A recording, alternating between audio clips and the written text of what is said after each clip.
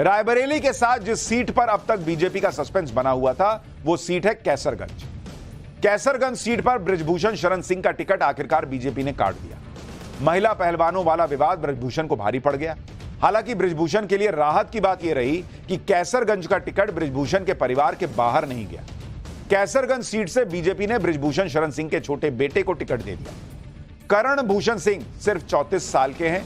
इसी साल फरवरी में यूपी कुश्ती संघ के अध्यक्ष बने। डबल ट्रैप शूटिंग के नेशनल खिलाड़ी रह चुके हैं। करण के पास वकालत की डिग्री है। ऑस्ट्रेलिया से बिजनेस मैनेजमेंट का कोर्स भी कर चुके हैं। यह करण भूषण का पहला चुनाव होगा और वो कल कैसरगंज से नामांकन दाखिल कर देंगे। कैसरगंज सीट पर 20 मई को वोटिंग है।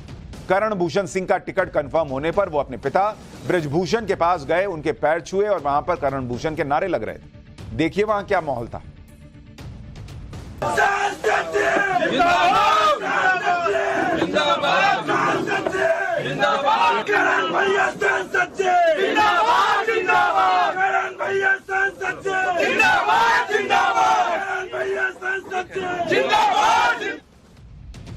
बृजभूषण शरण सिंह का टिकट बीजेपी ने इसलिए काटा क्योंकि वो लंबे वक्त से विवादों में घिरे और पहलवानों के यौन शोषण के केस में फंसे।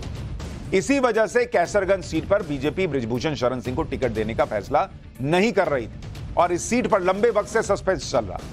यूपी में इस बार बीजेपी ने 80 की 80 सीटें जीतने का बड़ा टारगेट रखा है, इसलिए बीजेपी ने एक एक सीट पर बहुत गुणा गणित करके टिकट दिया। इसी सावधानी की वजह से कैसरगंज सीट पर बीजेपी ने जल्दबाजी में कोई फैसला नहीं लिया। पहले 2 चरण के चुनाव होने तक बीजेपी ने इंतजार किया क्योंकि माना जाता है कि सिर्फ कैसरगंज ही नहीं, आसपास की भी कुछ सीटों पर बृजभूषण शरण सिंह का प्रभाव है। हालांकि ग्राउंड पर बृजभूषण शरण सिंह ने बीजेपी पर खूब दबाव बनाया। वो यही माहौल बना रहे थे कि टिकट तो उन्हीं को मिलेगा, उनकी उम्मीदवारी मजबूत है क्योंकि बृजभूषण शरण सिंह लगातार 3 बार से कैसरगंज सीट से सांसद रह चुके हैं।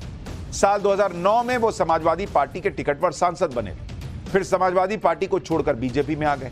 साल 2014 और साल 2019 में वो बीजेपी के टिकट पर कैसरगंज से चुनाव लड़े और जीत गए, लेकिन इस बार बीजेपी ने उनके ऊपर लगे आरोपों को देखते हुए उनका टिकट काट दिया। अब बृजभूषण कह रहे हैं कि वो पार्टी के फैसले से खुश है। सुन लीजिए क्या कह रहे हैं वो भी। पूरे क्षेत्र में खुशी का माहौल है और पार्टी को धन्यवाद है।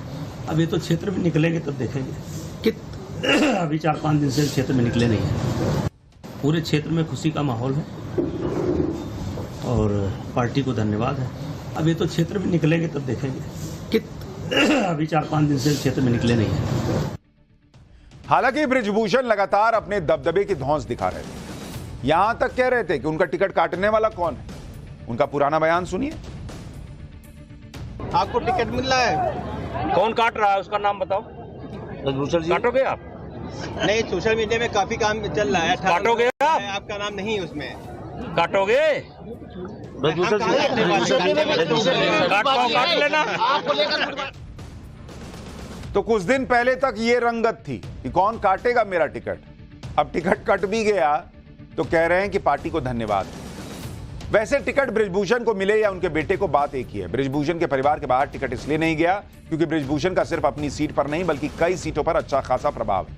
इनमें गोंडा, बलरामपुर, बहराइच, श्रावस्ती, फैजाबाद, बाराबंकी शामिल। बीजेपी का जिस तरह से 80 में से 80 सीटों का टारगेट है, उसमें वो यूपी के किसी भी इलाके में ऐसा कोई प्रयोग नहीं करना चाहती जिससे उसके टारगेट पर कोई इंपैक्ट पड़े।